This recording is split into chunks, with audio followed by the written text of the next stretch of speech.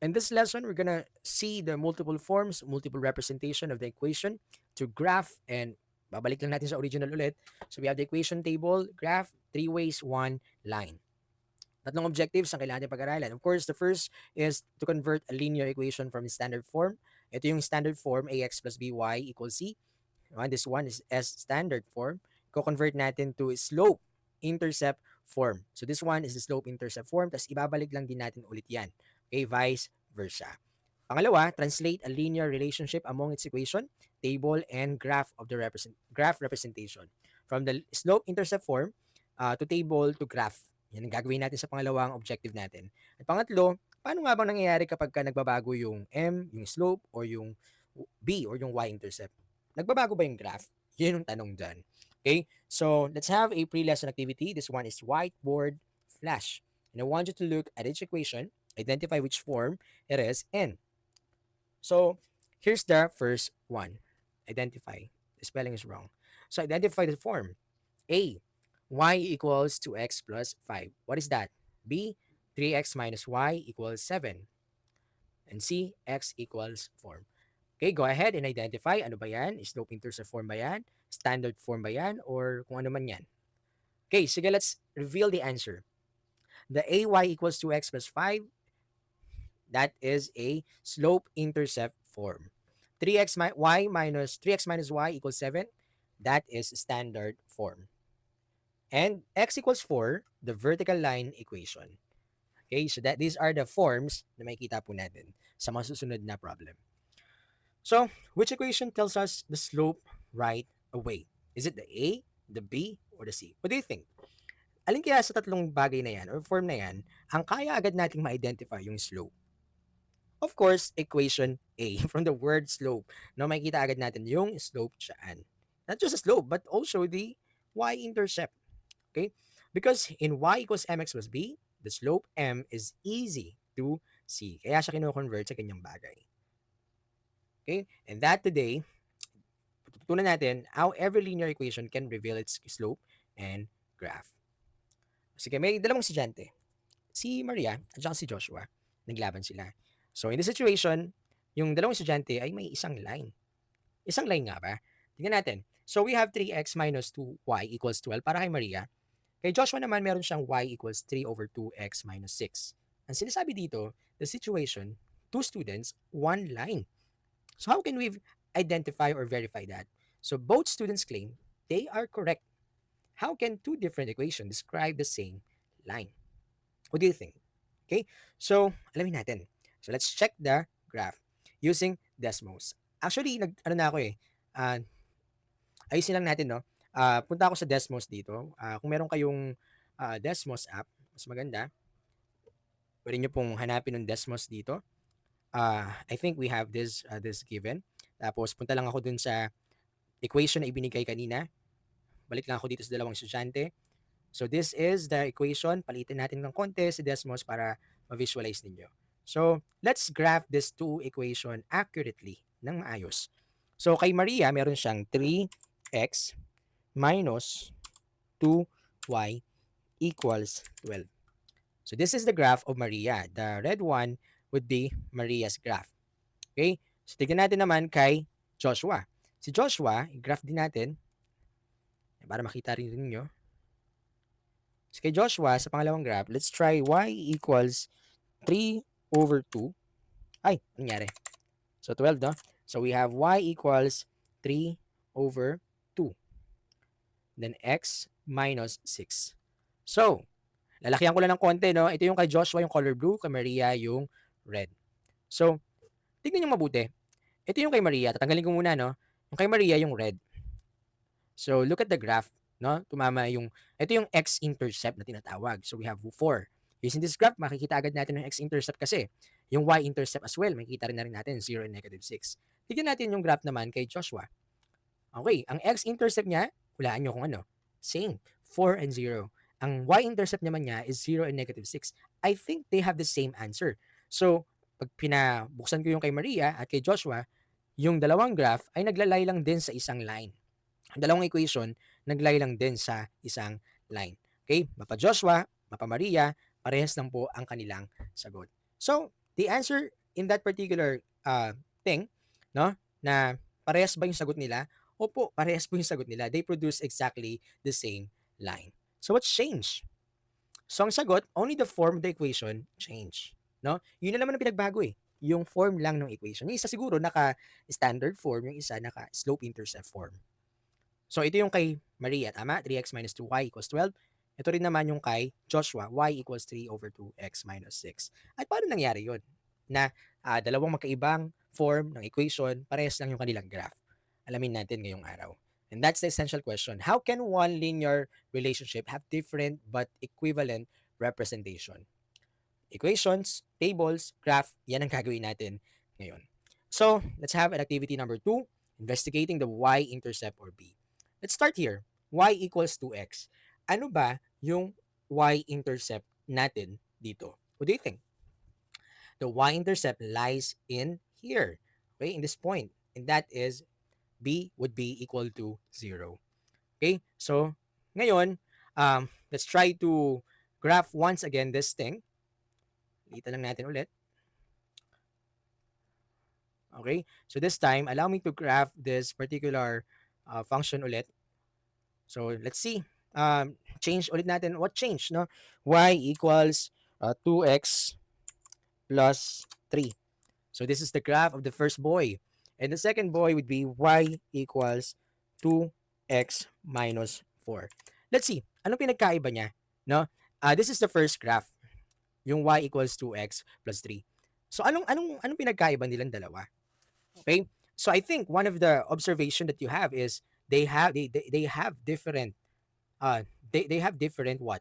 Different y-intercept. Okay? Magkaiba yung y-intercept nila. Ito yung sa first student, yung y equals 2x plus 3, ang y-intercept niya ay 3.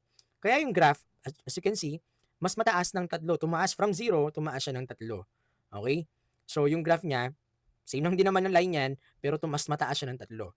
Pero yung kanina, binaba natin yung graph ng 4, ang y-intercept is negative 4, bumaba naman yung graph ng 4 na beses.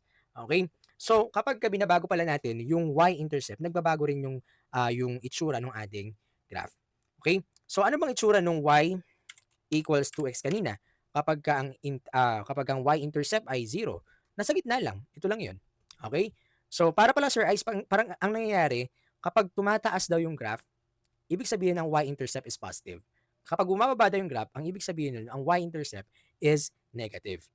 Okay? So, yan, that is our first observation. So, with that, okay, so as we continue, we will have a board work example. Here, we have to find the slope, intercept, domain, and range of 3x minus 2y equals 12. So, the step 1 is you have to solve for y to convert the equation into slope-intercept form. So, isolve daw natin yung y. So, meron tayo ditong mismong given. So, lagyan ko na ng konti. Yan. So, para ma-solve natin yung y at para ma-isolate natin yung y dito, we have to subtract 3x both sides or negative 3x both sides. So, here, makakancel natin dito yung 3x dito sa left-hand side natin. Matitira si negative 2y na lang, and that is equal to 12 minus 3x. Of course, negative 3x plus 12. Hindi pwede pagsamahin yan, kaya sinulat na lang natin siya. At para ma-solve natin yung y, we have to divide both sides by negative 2. Okay? Siyempre, hindi ko lang di-divide yan dito sa 12. Dapat i-divide din natin yan sa negative 3x. Okay, yung dalawang bagay na yan. So, matitira, of course, makakancel ito. The answer must be y equals, the answer here, negative 3 divided by negative 2. Negative kasi yan, tapos negative din sa baba, magiging positive din yung sagot. Okay? So, 3 over 2, 3 divided by 2 is 3 over 2. Okay? And then copy the x. Tapos, dito naman sa 12 divided by negative 2, negative 6 po ang sagot. So, the answer, or why did we divide every term by negative 2? The answer is very simple. Because we want y to be alone. Kaya nga, nagtagumpay naman tayo na naging alone na yung y. So, in step 2, we have to read the slope and y-intercept directly. So, as you can see, the slope here would be, kitang-kita nyo naman sa equation natin, 3 over 2. Okay? At ang y-intercept natin is 0 and negative 6. So, what does a slope of 3 over 2 mean? Yung ibig sabihin lang yan, yung 3 dyan, that is the same as yung 3, positive 3, hangat tayo ng 3 beses. At yung 2, pupunta tayo sa kanan ng dalawang beses. Okay? So, ito yung line. Siyempre, ang unahin nating i-plot ay yung y-intercept. At na-plot natin, ito po yung y-intercept natin. So, gamitin natin yung slope naman para ma-plot natin yung second point. So, since 3 ang ating rise, angat tayo ng 3 beses. 1, 2, 3. Tapos punta tayo sa right, 2 beses papunta sa right. Okay? 1, 2. Itong point na to, this is the second point. Di ba? So, the next thing that ang gagawin natin is to create a line. Pag-connect na natin yan. So, nakikita mo na agad yung x-intercept, di ba? Parang tumama sa isang number dito. So, tama nga ba na ang x-intercept natin is equal to 4? Tingnan natin. Yun yung step number 3. We have to find the x-intercept by letting y equal 0. So, ito magiging 0 equals 3 over 2x, kinopya yan, minus 6. Then, what you're going to do is to add 6 both sides para matanggal ito at para matira lang itong 3 over 2x. 0 plus 6, that is positive 6, equals 3 over 2x. Eh, syempre, kailangan x ang matitira.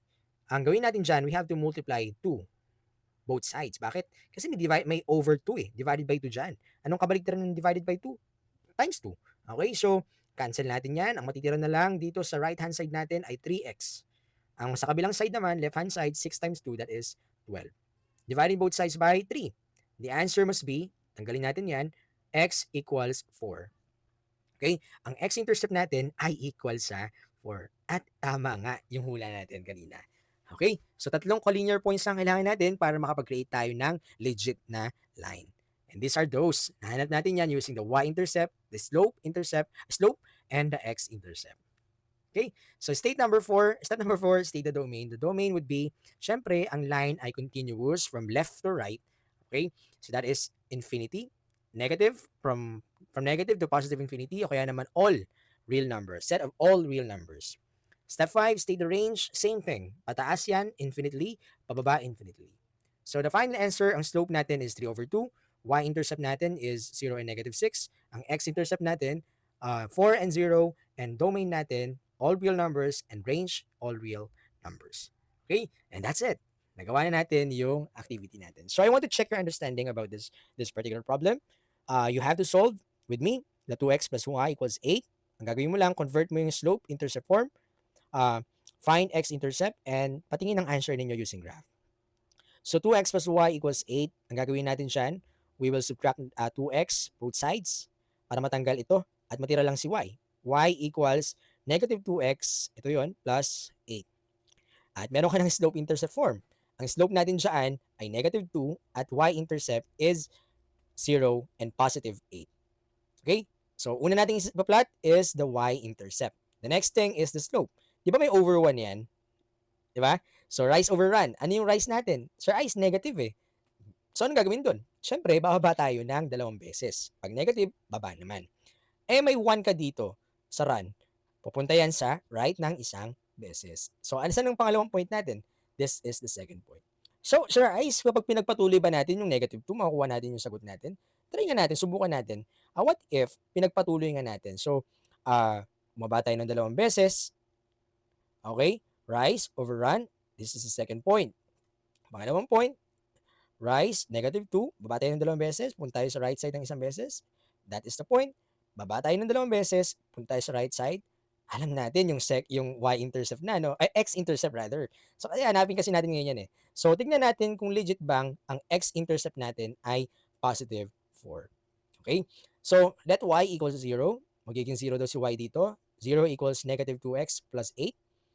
Tapos, mag-subtract tayo ng 8 both sides. Tanggalin natin to. Matitira si negative 2x sa right-hand side. 0 minus 8 is negative 8. Dividing both sides by negative 2. Siyempre, divide ka rin na negative 2 dyan. So, ang matitira is x equals negative 8 divided by negative 2 is positive 4. Sir Ice, tama nga. Ang x-intercept is 4 and 0. So, kapag kinonect natin yung lines, tumama, di ba? So, these are the rise, the run, rise over run, rise over run. Okay? So, that's it. That's how we plot the graph using the slope-intercept form. Okay, so that's it. Now you do. I will choose for expert in your group, and together you will answer this one. This is the task for group 1, the task for group 2, group 3, and group 4. Okay, hindi ko muna yan kasi sa classroom natin siya gagawin. Okay? By the way, students, meron tayong common error dito eh. Papakita ko lang sa inyo. So yung common misconception kasi natin, nakakalimutan natin i-divide yung bawat term sa negative 2, parang ganito. Okay? So ang ginagawa lang siguro natin dito ay dinivide lang natin sa 12, hindi nyo na dinivide sa negative 3. Dapat i-divide nyo rin sa negative 3x. Okay? So pangalawa, nakukonfuse kayo kung nasaan ang y-intercept at nasaan ang x-intercept. Minsan na pagbabaliktad natin. Ang x-intercept ay nasa horizontal axis, ang y-intercept ay nasa y-axis. Okay? Thinking that changing the slope changes where the graph start. Di ba? Tapos, reversing rise and run when interpreting the slope. Okay, napagbabaliktad natin si rise over run. Okay? So be careful sa mga common misconception.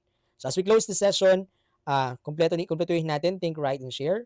Changing the slope changes how to steep the graph is. Okay? So, changing the y-intercept moves the graph upward or downward without changing its steepness. Tandaan po natin yung mga bagay na to. Okay? So ngayon na-discover natin na ang equation ay pwedeng isulat as table, pwede rin isulat as graph, pwede naman isulat as real life application. Okay? So, ang key takeaway lang natin dito, the slope tells us how fast something changes. Ang y-intercept tells us where something begin. Okay? So, exit ticket, take time to pause this video and answer this one. Sundin lang yung process at i-graph natin yung particular equation na to. Okay? So, here's the answer key. Tingnan natin kung parehas ang sagot natin, no? So, tignan nyo lang muna yung proseso at this is the final answer. So, may tanong ako sa inyo. How does increasing m affect the graph? So, ang sagot lang doon, the graph becomes steeper if the slope remains positive. Kapag ang slope naman becomes negative, the line slopes downward from left to right. Okay? So, ganyan po ang nagiging itsura niya. Tapos, kapag ka naman, how does increasing b o yung y-intercept affect the graph? The answer is very simple. The graph shifts upward without changing its steepness. So, same pa rin yung line niya, tumataas lang siya o bumababa, depende sa y-intercept mo. Okay? So, in the end, changing m changes steepness, changing b changes vertical position. And that would be all for today. Thank you for listening. I hope you understand this particular lesson, this process. If you really understand this one, I want you to comment your understanding sa ating comment section. Patingin ako ng mga observation ninyo, mga natutunan ninyo, at maraming salamat sa pakikinig.